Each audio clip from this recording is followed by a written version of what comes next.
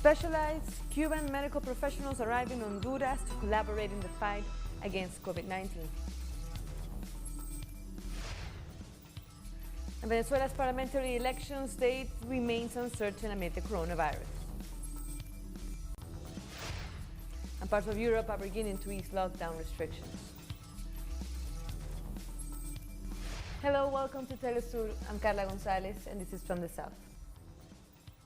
We begin in Antigua and Barbuda. The Prime Minister Gaston Brown has reiterated calls for an end to sanctions imposed against Cuba and Venezuela amid the COVID-19 pandemic.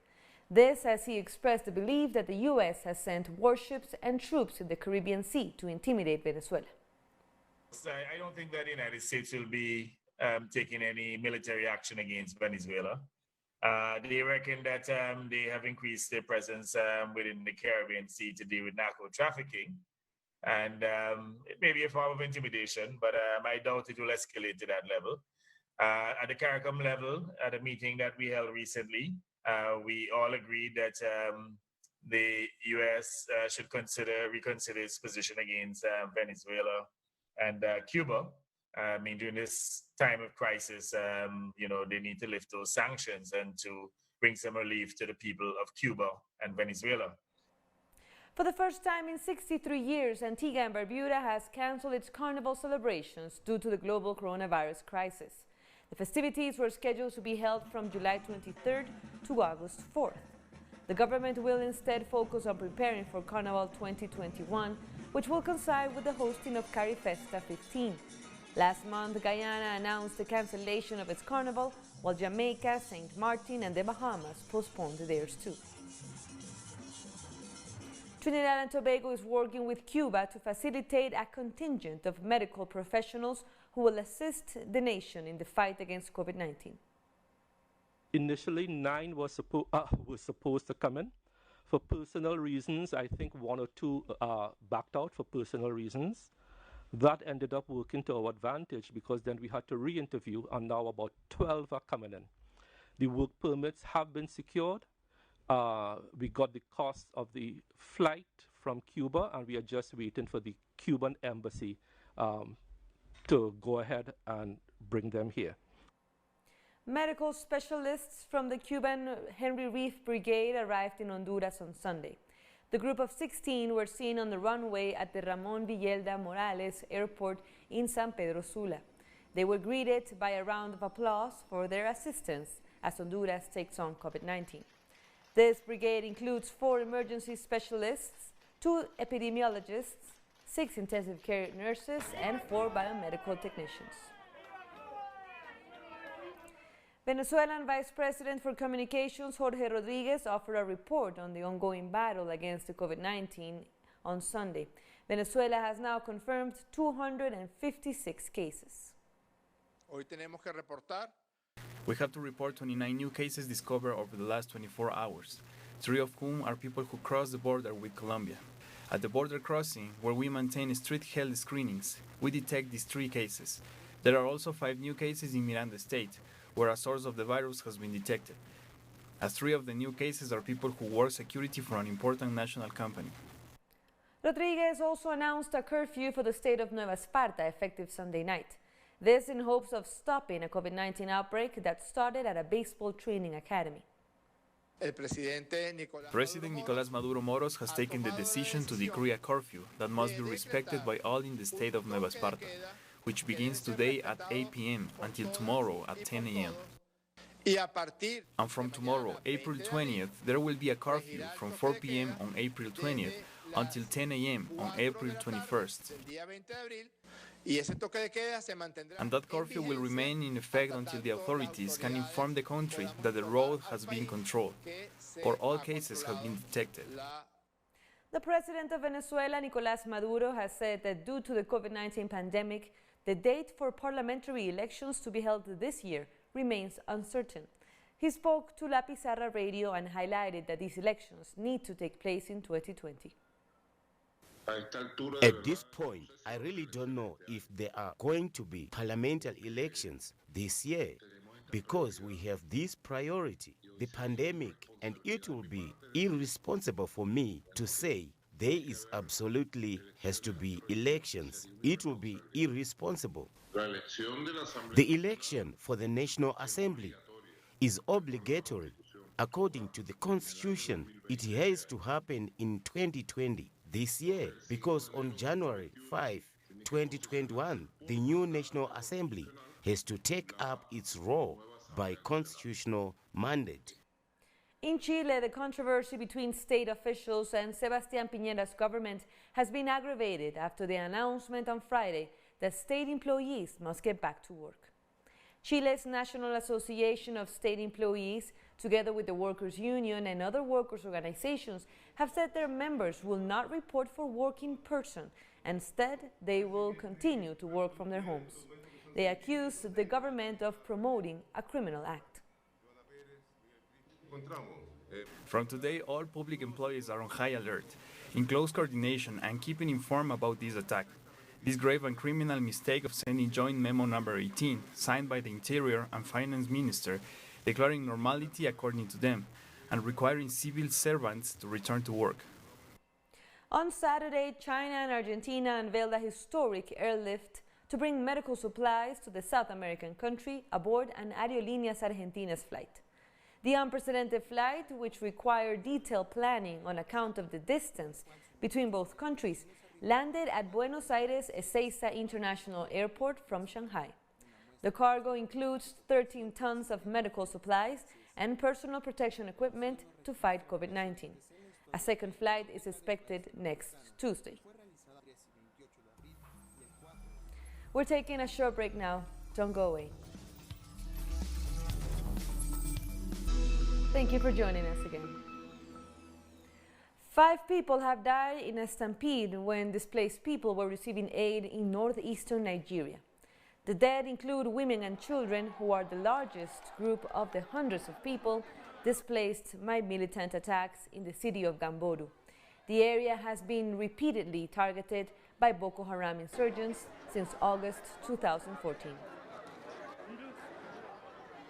At least 4 people have been killed and several are missing after heavy rains caused flash floods in Kenya. Rescue workers were still searching for other 23 people who went missing after a river burst its banks and floods of water swept through the Rift Valley region. Chesogon town was submerged by flash floods, leaving over 400 families homeless. 23 people cannot be traced. Those are the ones we are searching for.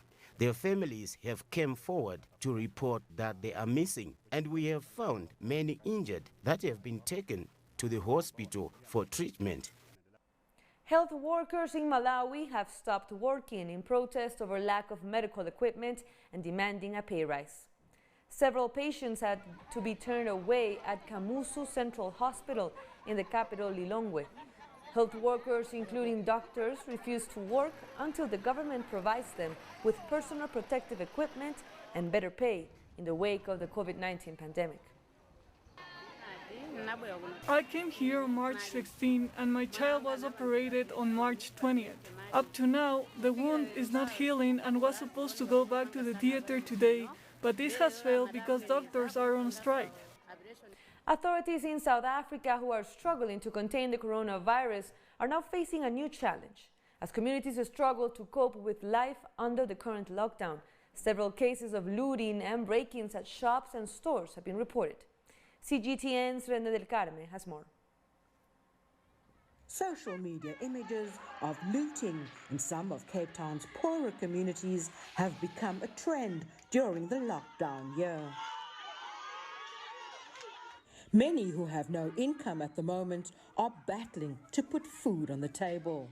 And the ban on alcohol and tobacco sales has led to break-ins at grocery and liquor stores. I think it's a mixture of desperation and criminality. There are certainly some people who are struggling badly now. The lockdown has unintended financial consequences. The immediate food security and the inability to have money because of the lockdown. And for those people, the poverty and the lack of food is an immediate reality, not a distant risk. Authorities have urged small retailers to take extra precautions to secure their property, even encouraging liquor outlets to move their alcohol stocks to safer provincial government warehouses during the lockdown. Important to note that we did talk to some businesses about things that they could do to make themselves safe in terms of additional security, additional burglar bars, closing any security doors you may have and serving through those security doors, as many businesses are doing. And also, in the case of liquor stores, transporting the content of the store to a place for safekeeping. Nearly 1,000 arrests have been made during the past 3 weeks, more than 50 of them in connection with the looting. And there's growing concern about people not adhering to the lockdown laws to help flatten the coronavirus curve. I think we have deteriorating levels of compliance. South Africa's infection rates have bucked the international trends. We've not had the same take-up of infections. We've often had a linear and not exponential growth. And so everybody expected a lot of sick people. Now there are not sick people, and I think a lot of people are now relaxing their commitment to the lockdown. Meanwhile, the mass screening and testing for COVID-19 and raising awareness about the imminent threat of infection have all been stepped up. These are our volunteers who are at home, and they're offering up their time and effort to come. So they go out in groups of 30 to 40, and they go out into the communities talking about the need for hygiene, the issue around social distancing, and just general prevention and awareness. So it's proved to be invaluable. City of Cape Town officials have warned the people of the Western Cape not to become too complacent about the COVID-19 lockdown, especially since South Africa is still expected to see a surge in the number of people infected with the disease in the coming months. Renee Dalcom, CGTN, Cape Town, South Africa. In other news, Qatar has started using plasma for recovered COVID-19 patients to help in the treatment of some critical cases. Some of the recovered patients are donating around 600 milliliters of blood twice a week. Doctors are then extracting plasma from the blood, which is transfused to those in a critical condition as part of their treatment. The practice started after Chinese scientists proved that the plasma from recovered patients could work for 70% of infected patients, but the treatment is still in its experimental phase. The Iranian government confirmed on Sunday that its navy had a confrontation with U.S. naval vessels in the Persian Gulf. Authorities explained that a fleet of 11 Iranian ships came face to face with U.S. warships, which in turn performed what has been described as defiant and unprofessional maneuvers and ignored warnings that they were violating international law. The Iranian government has announced increased patrols of the Gulf and added that such actions by a foreign power are considered a threat to national security and will be met with a decisive response. As far as we are aware, it was the American forces that hindered the legal and normal patrolling by our forces in the region, and this pushed our forces react and give them a necessary warning. We urge the foreign forces that are illegitimately present in our region to first leave the region and second to respect maritime and sea traffic rules in this region. Hundreds of Rohingyas have been shipped back to their home in Rakhine after being freed from Myanmar prisons. The Muslim minorities were among thousands of convicts who were granted presidential pardons last week during the country's April New Year celebrations. They were released due to fears that overcrowded prisons could be hit by COVID-19. Brazil's far-right president Jair Bolsonaro has once again spoken out against social distancing to combat COVID-19, saying that Brazilians should not cower in the face of the virus. During a religious rally in Brasilia, Bolsonaro once again called on his supporters to break the quarantine, in direct contradiction of the recommendations of the World Health Organization and most experts. With over 2,000 deaths registered so far due to the novel coronavirus, Brazil's new health minister, Nelson Teich, said he agrees with the president's decisions. Our correspondent in Brazil, Brian Mir, has the latest from Sao Paulo. For over 2 months now, since the coronavirus pandemic first arrived in Brazil, far-right President Jair Bolsonaro has been flagrantly disobeying World Health Organization guidelines and going out every Saturday and Sunday to visit areas where crowds have gathered, markets, bakeries, places on the street where people are selling food, in the city of Brasilia, as he urges his followers to disobey the state governor's quarantine orders.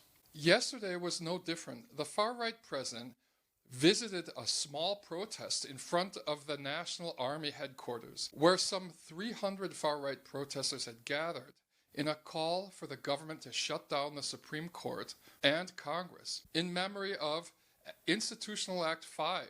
AI 5, as it was called, took place in December 1968 when the military dictatorship made a move to shut down Congress and deny Brazilian citizens the right to habeas corpus. Brazilian journalists, however, were quick to note that during Bolsonaro's speech to his followers, he was coughing frequently, he looked tired and weak. As he becomes more and more isolated politically, this act is being interpreted as an act of desperation, appealing to his ever-shrinking far-right base.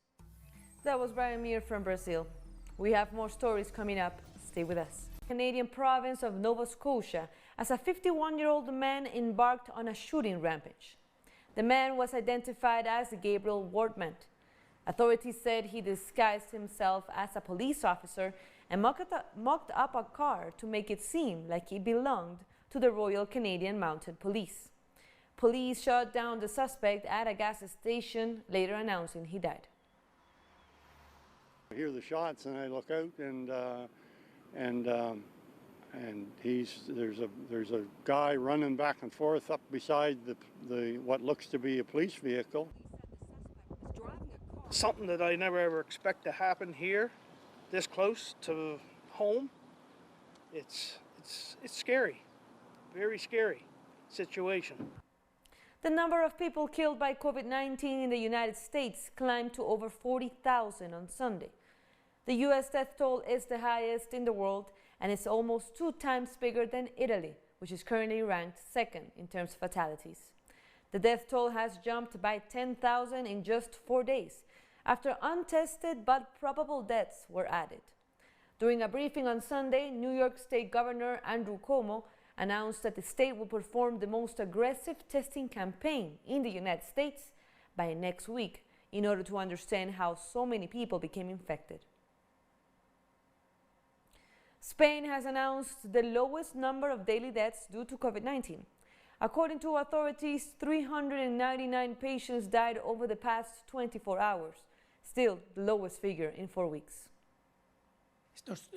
Today we have a total of 2,881 new cases. This is the first time in a long time that we have gone below 3,000 cases. These 2,881 new cases represent an increase of 15% over yesterday's cases. That's a very good figure. But don't forget that today is Monday, and weekends, there are always delays. Furthermore, for the first time, we have dropped below 400 deaths, although 399 deaths is a little bit below that. This gives us hope. And several European countries, including the United Kingdom, have started reopening as they ease down lockdown measures imposed to reduce the spread of the COVID-19. Italy, one of the countries worst affected by the COVID-19, has also begun gradually lifting lockdown measures. A few people have been seen visiting libraries and small shops. From Monday, Germany has allowed the reopening of small shops, but the government is taking precautions before fully lifting the lockdown imposed to control the COVID-19. Stores smaller than 800 square meters welcome customers for the first time in a month. However, Chancellor Angela Merkel has reminded citizens that social distancing must be observed. Currently, Germany has over 141,000 confirmed cases and 4,000 deaths. People from around the Caribbean are sending their solidarity to Venezuela and Cuba amid the new attacks from the United States, which have not decreased, even with the COVID-19 pandemic. We in the progressive movement in Trinidad and Tobago, we once again stand with the Venezuelan people are people who continuously are undergoing unfair sanctions by the US government, impeding access to medicine, even during these difficult times of the coronavirus pandemic.